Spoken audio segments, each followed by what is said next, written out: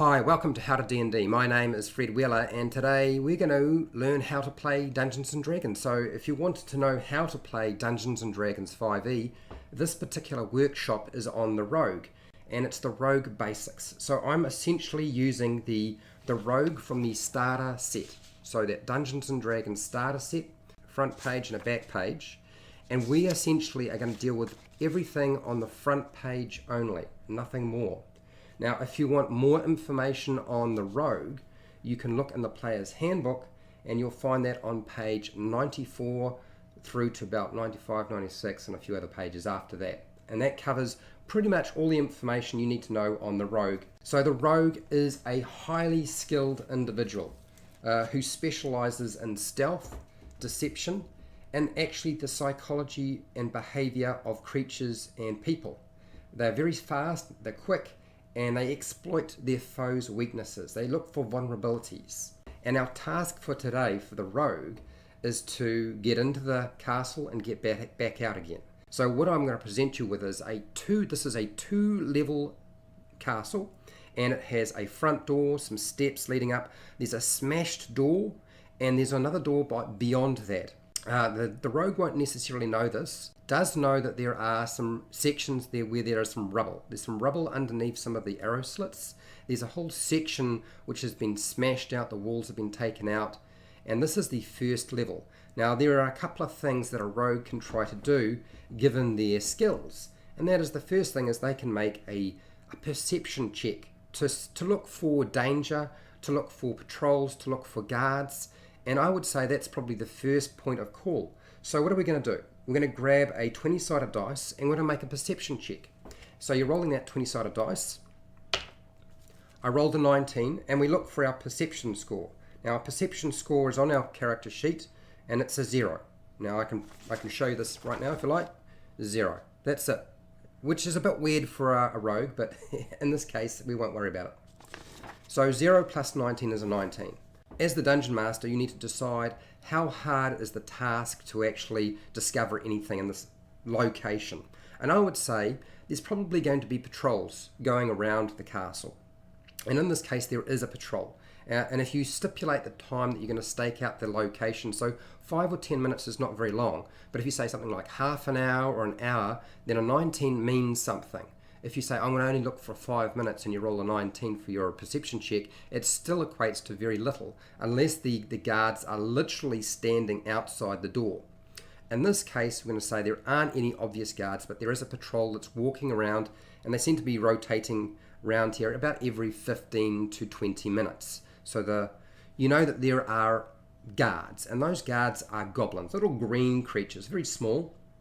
So your opportunity here now is to decide, how am I going to get into the castle? Now, if you've got forest and cover, which you'll need, otherwise you'll be discovered pretty much straight away, you can make a stealth check or sneak into the castle looking for that opportune time when the guards aren't around.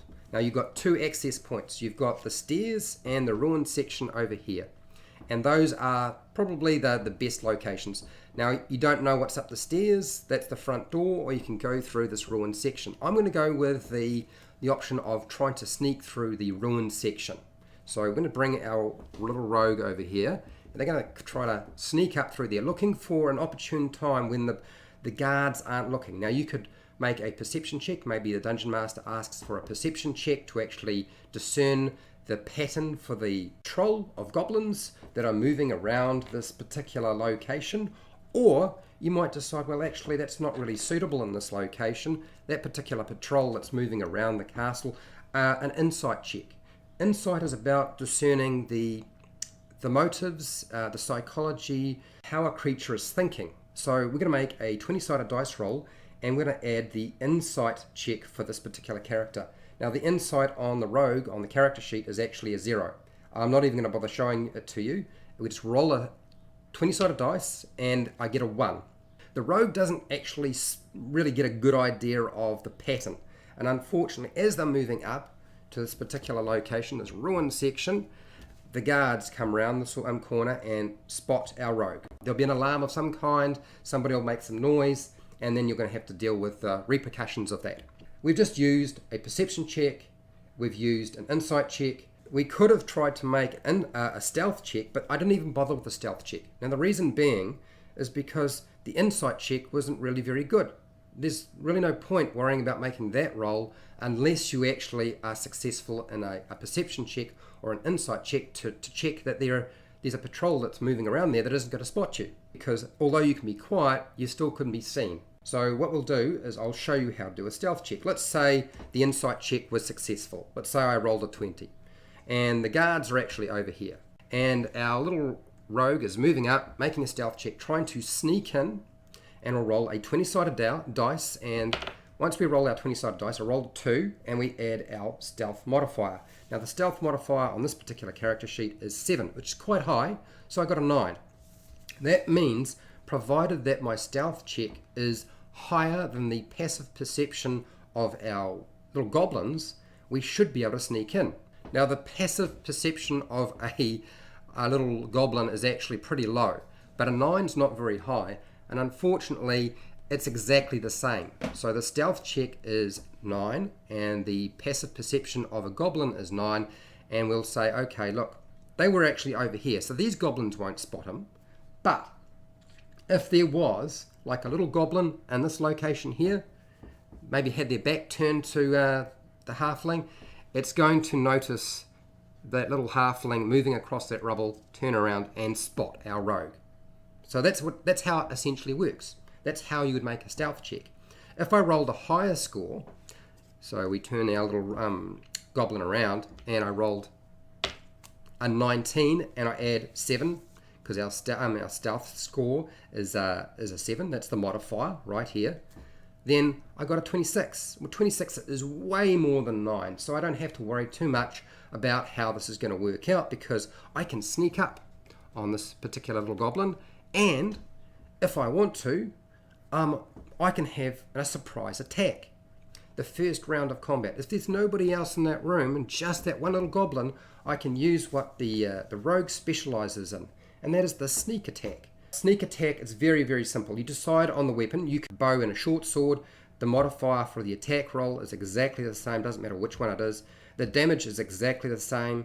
So I can take the shot at distance, or a little bit closer, or I can get up and use my short sword. I'm going to go with the short sword rather than shooting with the bow. The only reason you would get to use your sneak attack, there's a couple of provisos with using sneak attack. And that is, one, you have to have advantage on the attack. Now if you get a surprise attack, this particular goblin doesn't know I'm there. I do. I get a surprise attack, which means I get to go first in the first round of combat. So that means I'm going to get advantage on that attack roll. That gets 2 dice and take the highest result, and I add that to my attack modifier. And I'm going to get to roll an extra dice for my damage, because at level 1, this is a level 1 rogue, you get 1 extra dice worth of damage to attach to whatever you are rolling for your weapon. Now a little short sword is only a d6, so I'm going to get to roll all these dice with my sneak attack. So let's look at the highest dice on our d20.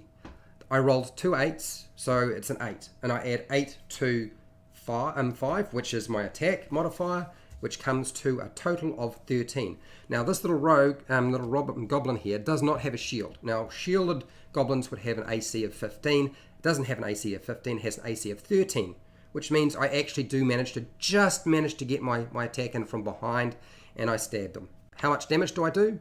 Well, this is my dice for my short sword. I add 3 because the modifier on this is 3 for my damage. That's because the dexterity on this particular character is quite high. So there's a 3 to add to this. Okay, so I add 3. So 3 plus 3 is 6, plus my sneak attack damage, which comes to 12. 12 is quite a lot of damage. It's going to take down that little goblin. That goblin's going to get skewered from behind. How else can I use my sneak attack? As long as you can't be seen, you can have advantage. So if you are not visible to your attacker, you get advantage on your attacks. So if you had somebody else in the party with you who's sneaking in there and they can get within 5 foot of this particular goblin, then you get to actually have your sneak attack damage. You don't get advantage, but as long as there's somebody within 5 foot of that particular little goblin, you get to use your sneak attack damage. That's how sneak attack works. So let's just get rid of Mr. Goblin because he's out of commission. At this point, you've got a choice. You can decide to go through a door here or door here, and this is a good time to yet again make a perception check, to listen at the door or check for traps. Maybe the door might be trapped. So you take your 20-sided dice, and as I said before, the perception modifier for this particular character is 0, so it's a flat roll. So we're going to move up to this door, and we're going to listen. Okay, so I got a 14. 14 plus 0 is 14, and our DM will then tell you whether you hear anything. And you hear voices behind the door. They don't know necessarily what's behind the door, so you have a choice. You can decide to try to move through the door. There's no traps as far as you can tell, or you can decide to move away from this and go over here to this door and listen at this door. Make another perception check. So I rolled a 19 plus 0 for my perception modifier, which is 19. That's how much my perception check is. Okay, so this time you're listening at the door and you don't hear anything. You hear like a little clinking noise. You don't hear voices, but you hear clinking. So you have a choice. You can go through the door or you can bug out. This is sort of your opportunity to decide what is the most sensible thing to do. The rogue could just leave and go around the back here, and hopefully that patrol won't spot them. But this rogue is going to decide, okay, there's no traps as far as I can tell. The DM said nothing about there being a trap, so I'm going to just move through that particular door. So I open the door, find inside that there is like a chain hanging from the ceiling, and it's just clanking against the wall. So that's what that noise was all about. This is a storage room. There's a couple of barrels, there's some crates, there's a fireplace, and yeah, nothing else. So you can then move around to the next door. Now you might ask, or the dungeon master might ask for some sort of stealth check as they're moving through that location. So you would keep making stealth checks. Now because you aren't necessarily visible and you're in a castle with really heavy walls, this is like a situation where essentially you might not necessarily be discovered very easily. So you might get advantage on those stealth checks. The dungeon master might say, no, it's a flat roll. Or in this case, I'm a nice dungeon master. I'm going to say you get advantage because you've got big, heavy stone walls to protect you from the noise coming through. But the doors are wooden, so that's a little bit different. So I'm going to make a stealth check. Okay, so with advantage, I take the highest result of my 20-sided dice, which was a 14, and it's a 14 and a 12, so I take the 14. I add my 7 for my stealth modifier, which comes to a grand total of 21. That should be more than enough to keep myself undetected. Now when I get to this door and I listen again, and I can make another perception check, which I'm not going to bother doing because I figure at this point that this rogue probably understands this door leads into essentially potentially the same room as the other one. It might not necessarily be the case, but no, there's a lot more noise behind that door. Not even going to require a check at this particular time. Not everything requires a check, only if there's a chance of failure. The noise coming through this door is very, very loud. You know that there's something going on in there. Now this is an opportunity for you to decide, okay, well I can open the door and just walk in, or I can do something else. Now, this is a rogue. Rogues are really good at talking their way out of things. Also, they're really good at deceiving other creatures. So I'm going to have this rogue try to disguise themselves as a goblin. So he goes around, he looks through the storage room, looks for something that might sort of help him. Maybe he's got some green paint, smears some green paint on himself, fake his way through whatever encounter he has to deal with inside here, because he wants to know what's going on in here. He just doesn't want to have to fight it if there's too many. The one little goblin was nice and easy, but if there's more than one goblin, then it's not going to be a very good situation for him. He does roughs himself up a little bit, and you roll a deception check. Now, a deception check essentially is your attempt to disguise yourself. The deception modifier for the rogue is 5. So I roll a 20-sided dice and I add that. So I got a 7 plus I'm going to add my deception modifier, which is 5. So that's a 12. 7 plus 5 is 12. Okay, so that's not too bad, but it's going to be dependent on what the little goblins roll in terms of an insight check when I go through the door, if there are goblins or some other creature there. So he goes up the door, opens the door, and as it happens, there are some goblins in here. There's quite a few, in fact. There's one right here. It looks like he's got like a strange wand with magical power coming out of it. Another one who's sort of chatting over here. I'll put 2 more in here because I feel like this is a room that should have quite a few. And now this particular rogue has got to make some decisions. Presents himself, says, trouble outside. And if you don't know Goblin, you're going to have to speak in common. Halfling's not going to be any good to you, so speaking in common would be a good idea. Problem is, goblins can speak common, but they also speak Goblin, and usually when they start communicating with each other, I would imagine they would normally speak in Goblin. So it's probably going to be a problem for this particular rogue. So disadvantage would have been the best thing for the disguise check, but we're going to give advantage to the goblins in this case, because it's going to be pretty easy to spot this particular ruse. An insight check is usually going to be measured by a wisdom check. Wisdom is -1 for our goblin. So we're going to roll this, take the highest result, which was an 8. I've got a 5 and an 8. Take the 8, take away -1, which is 7. So they actually believe it. You now know that there are 4 little goblins sitting in here. One, there's a magic user. You have an opportunity to try and explore the rest of the location, or you can take this opportunity to leave. With something like a rogue, they have a thing called Thieves' Cant. And this is basically a secret mixture of dialect, jargon, and code that they can speak. Now, it's not going to be any use to the rogue in this situation, but you could use it if you were trying to communicate with somebody else secretly without giving away information to somebody else who's in the same room.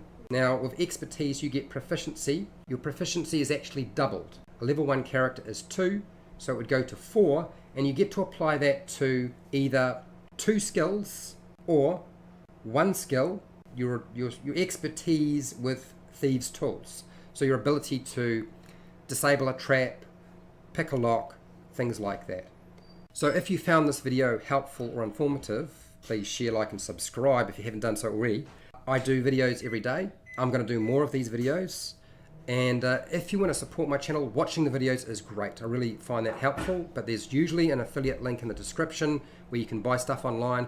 You actually pay absolutely, it's no extra to you, but I get a small commission. In fact, you don't even have to buy the thing that I've linked to. You can go to that link, go somewhere else, buy something, and I will get a small commission.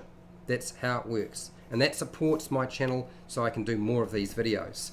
If you have any questions, you can put them in the comments once this goes up and is published. And hey, till next time, keep rolling those 20s.